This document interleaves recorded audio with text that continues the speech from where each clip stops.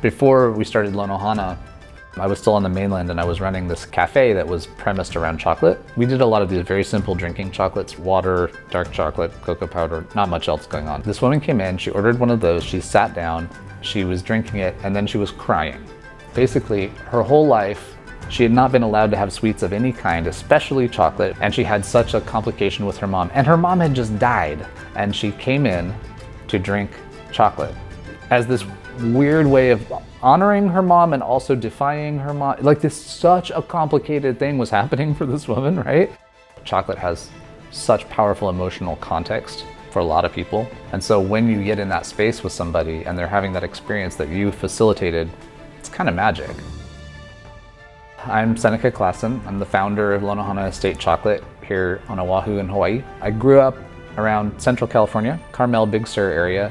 One kind of amazing thing that I got from my dad was he always imagined himself, I think, very self-consciously as a sort of Renaissance man. He never wanted to just be involved in one thing. He wanted to have his hands in everything. I took away from that the inspiration that you're allowed to pursue whatever is an object of real curiosity. Chocolate is definitely one of those things that just showed up at a moment when I was in a transitional period. I had been a musician for quite a while. I was spending a lot of time touring and on the road, and I realized like, oh, that's actually the gig from now forever. Like I just travel and I cruise around and do stuff and I never have a place that's home anymore. Then it was like, I don't want this. I had met by that time a couple really close friends who were brewers and winemakers and did these jobs that seemed very romantic to me, even though I had no idea what they entailed. I just kind of called a couple of them up and asked them if I could just come see what their actual jobs were like, because I was like, this seems very cool, but I don't really know what it is. Bit by bit, I kind of ended up networking from person to person and just doing this weird roaming gig of shadowing people. And finally, I met a woman named Alice Medrich. She's like a really famous old school confectioner, and her brother, Albert, who was working at this chocolate maker that was still in West Berkeley at the time. Started talking to him, and he said, well, you know, you can come down and hang out with me on Saturdays when I roast. At first, it was just sort of like pulling things out of the roaster to check doneness, right? So we're eating little bits of raw cacao.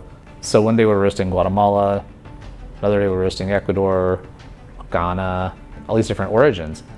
They taste radically different from one another. And it got me inspired to try and go seek out and taste origin chocolates.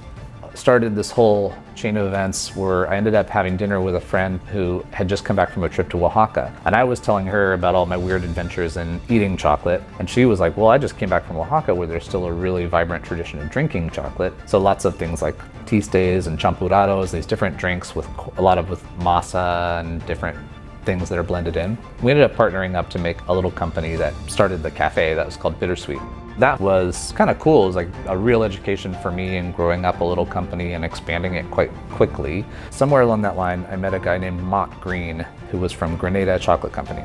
And they had looked at the cocoa industry in Grenada and been like, we're just exporting cheap commodity products from this tiny Caribbean island nation. It doesn't make any sense. Nobody makes money on this. What if we just tried to make finished products locally and we sold them to all the tourists that come to our little paradise island?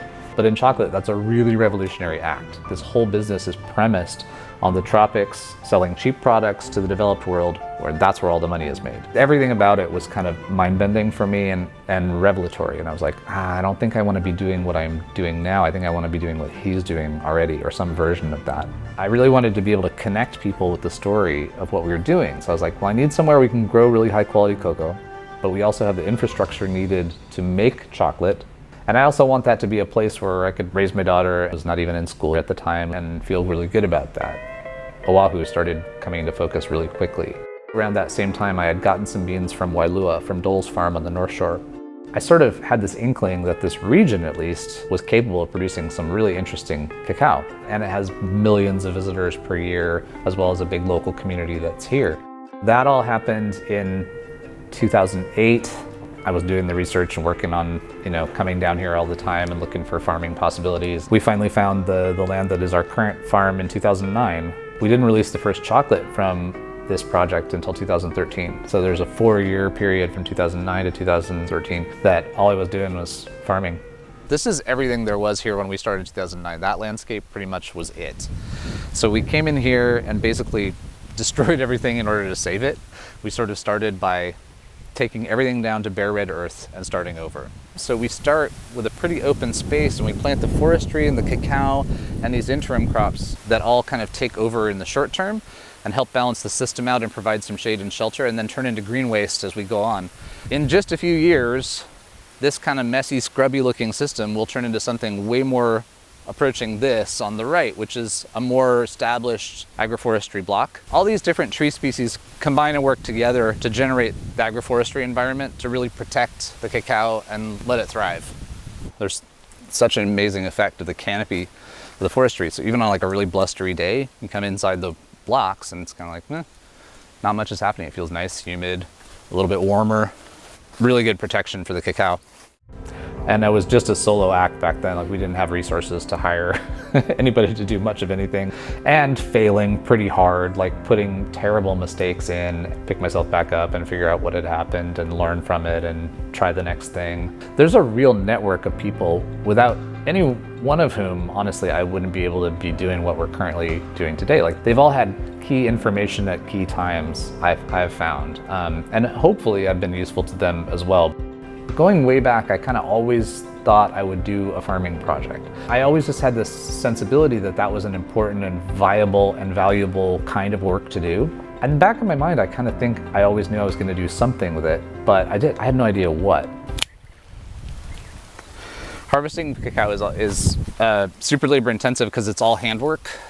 Cacao kind of is weird. It doesn't drop fruit when it's ripe. So when we come through and harvest, we have to choose just the ripe pods at the moment that they're ripe, leave the unripe fruit for later. So each tree gets a lot of different visits in a season in order to take what's ripe off at the right time.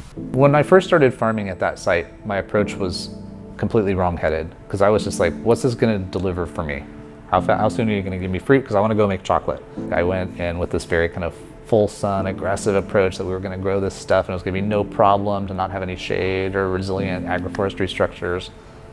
Oh man. If you're going to carry on and eventually succeed, you have to just have a lot of humility and go back and go like, okay, well, what do you need from me? Once you frame it like that, then the place will tell you everything you need if you can just listen hard enough. Once you're on that path, things are going to be fine. This is what we're ultimately after.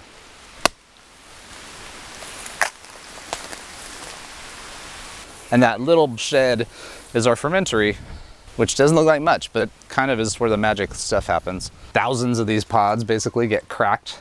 The seed and the fruit pulp gets pulled off, batched in here together, and then mixed up and allowed to ferment. So we're using alcohol and heat and acid in the fermenter to change the nature of the seed, get it ready for later, and then finally turn it into chocolate. Cool, crazy alchemical process that all starts in these simple wooden boxes. This is cacao that's been out of the fermentory for 3 days, I think, at this point. Straight out of the fermenter, you got a lot of sticky stuff binding things together. We want to make sure all the beans are broken up and don't form little twins or clusters. This part of the process is really key to finishing the curing of the cacao and getting it ready for the factory. So we've got to manage the process of bringing the moisture level down, and then we have a really stable product that's not going to be susceptible to mold or damage, and that's when it's kind of ready to transport. So this is, for instance, a flat that won't be any use to us in chocolate making. And in a lot of cases in cocoa growing regions, this would just get left on the drying racks because it does weigh something and it's, could be part of a commodity process and still you'd get paid for that, gram or whatever. But for us, it just saves us time later in the factory to discard it now. Everything that we do up here on the farm 100% matters to the final flavor of the chocolate that we create. And that's true for all farming everywhere. We're growing some really wonderful Hawaii mutts, some hybrids, out of control hybrids that have wonderful flavor. This is all material that's really being developed from scratch here in Hawaii in a sense, but because we're focused on fine chocolate and fine flavor, the great thing about Hawaii is it's so expensive to work here on this side, on the farming, that it actually drives us to know more about this because we can talk about it more transparently over time and help people understand how the farm flavors influence what they are tasting on the finished chocolate side. I really want to create something that has longer term value. That's not just about like some sort of short-term gain or some economically successful but one-off little thing. Like, nah, that's not super compelling for me. I don't need to know where all this ends. I don't need to know like all the stops along the way even. I just know that when it feels right, people react to it really positively. Because I think of all those little chocolate bars as like stories that go out into the world. And each one of those stories is important to me. We helped create it and hopefully like it means something to somebody when they get it. So the more of that we do, I think that's good. I think it's a positive thing.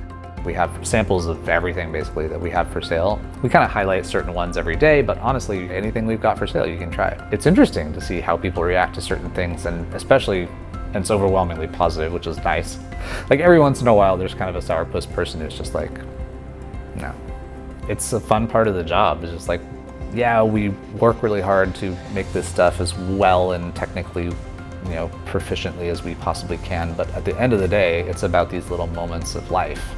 For me, the exciting thing is all about, can we create something that has a really high value premise and just keeps that going forever? Creates farming and rural jobs, creates manufacturing jobs, has sales and marketing and retail jobs that all come from it, and actually spins off something that really delivers value to the community that helped create it. Because we work with agricultural products that are local to Hawaii, we take the aina, we take the value of the land, and we kind of translate it through this crop of cacao and the food of chocolate, and we deliver it to somebody very directly. The translation of that is really beautiful. It comes straight from the soil and the spirit, the aloha of Hawaii, and it comes straight to you in the form of this chocolate. So I think when people encounter the chocolate and they have this really cool experience with it, it's not just the literal experience that they're having tasting it, it's the feeling of the spirit that came with it. If that's happening, then we've succeeded.